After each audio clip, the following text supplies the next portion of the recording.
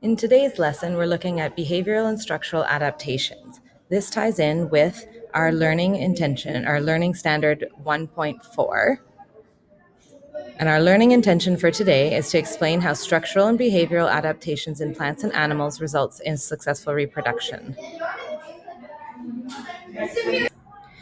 In terms of our success criteria, we hope that by the end of this lesson, you can define structural and behavioral adaptations and give examples, and describe how structural and behavioral adaptations increase reproductive success. The vocabulary in today's lesson, the key terms is behavioral adaptation, structural adaptation, and reproductive success. In terms of reproductive success is defined as the passing of genes onto the next generation in a way that they can also pass genes on. In other words, we are wanting offspring or new organisms that are also able to grow and reproduce.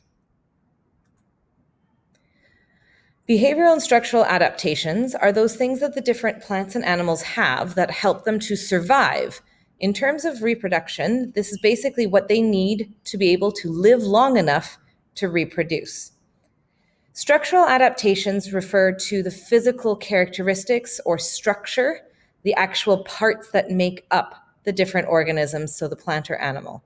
Okay, it's things like the body part, the color, defenses like horns on animals, or sharp teeth, claws, their beaks, venom, trunks for elephants. Behavioral adaptations are those activities or behaviors that an animal will use to help them survive or reproduce. Examples of this include like mating dances, mating calls, spraying a scent is also kind of structural, but spraying a scent, making a nest in a way that attracts another animal. Also things like how they keep their young surviving. So things like herding and staying with the group to help protect the young, those are all behavioral adaptations. In general, we are going to look at plants in the form of structural adaptations, what parts do they have, and we'll look more at behavioral adaptations, but we'll have a little bit on both.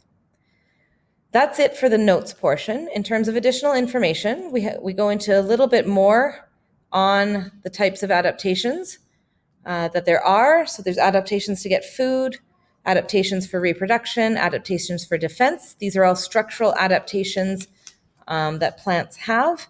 So you can have a look, things like the roots that grow down, the Venus flytraps that use their sticky sap to kind of catch the insects. Bright colored flowers help attract insects to pollinate, which helps with reproduction. And some plants even have really strong scents or toxins that are in their flowers to help protect them as well. In terms of plant behavioral adaptations, there's not a lot, but there's a few things like when it can stay dormant or in the way that it drops its seeds. Those are different things that are kind of behavioral adaptations. For animals, there are several behavioral adaptations, although many of them are not for reproduction. This includes camouflage, mimicry, migration from one area to another, hibernating, and communication. Take a chance in class to stop this recording and try the exit ticket, whether it's behavioral or structural. We will answer this in class before you leave, but this gives you a little head start. And that's pretty much it. Okay, you can try and have some fun, see if you can spot the animal. All right, once you're done, head on over to the web quest.